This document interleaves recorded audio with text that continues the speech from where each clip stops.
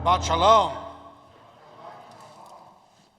So Torah portion, Truma, launches a 4-week parsha, 4 parshas, and 13 chapters, 500-verse description of the construction of the tabernacle, the portable sanctuary in the desert, which was the precursor to the Jerusalem temples, which stood, give or take, with some interruption for 1,000 years, and that eventually led to synagogue. So in intimate and loving detail, the Bible describes every last detail of the construction of the tabernacle. Where precisely to put the clasps and the planks and the bars and the poles and the sockets, whatever that means. What are the types of lamps, what oil is used for lighting and what oil is used for burning, how to carve the wood, how to design the precious stones, what are the measurements of the cloths, how to loop the cloths with the copper clasps to keep the tent up, whatever. How much ram skin and dolphin skin should be used in the tent covering, what color should be included in the sanctuary, how should you make the curtains and the lampstands and the sockets that hold the curtain? Now, if I were to ask people what the book of Exodus is about, most people would respond, slavery, taskmasters, the burning bush, 10 plagues, the splitting of the sea, manna, the 10 commandments. Except for we who make a living studying the Bible, few others would know that a full third of this book of freedom is about the minute details of building and construction, which, by the way, is something that most people who make a living studying the Bible hate. If we were good at building stuff, we wouldn't be what we're doing. We would have been architects, engineers, scientists, like all of our siblings. The purpose of the parsha was God, but it describes carpentry. The goal was reflection, but the parsha is about labor. The objective was purity, but the parsha is about physical effort. The aspiration was of the spirit, but the parsha is about perspiration, the sweat of the brow. The point was life's big picture, but the parsha is about the smallest details. Why? Why so much detail? I think that it is to teach us that the grandest human accomplishments are the result of the smallest daily decisions. The sublime is a product of the ordinary. Even the most sublime idea of all, the knowledge of God, requires nails and wood and rope and stone and oil and metals and microphones. By describing every last detail of the tabernacle's construction, the Torah is urging us to pay attention carefully and in a focused way to the details of our aspirations. For example, you can't just announce that you have enough vaccines to vaccinate the entire country. You have to figure out how to get those vaccines into the arms of Americans. An exceedingly complicated endeavor that requires many people who think about, really obsess about the organization, the logistics, the details of figuring out how to get these vaccines eventually into the arms of Americans. The vaccine is a noble, sublime idea. It doesn't mean anything unless you figured out the details. The Torah is teaching us that vision without execution is fantasy.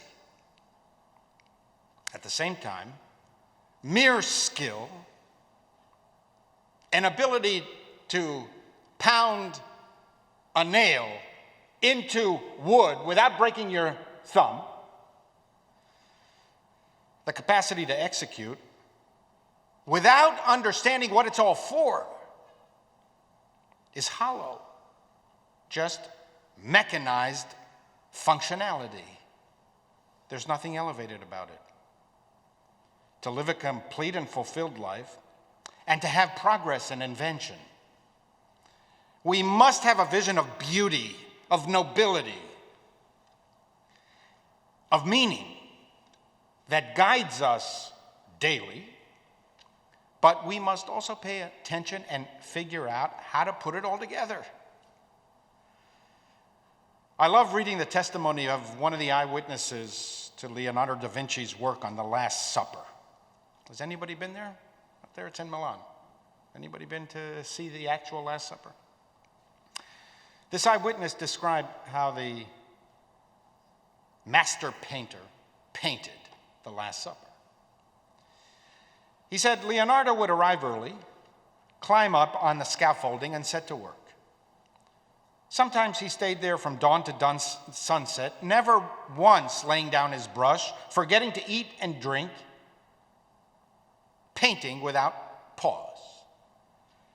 At other times, he would go for 2 or 3 or 4 days without touching his brush, but spending several hours a day in front of the work, his arms folded, examining and criticizing the figures to himself.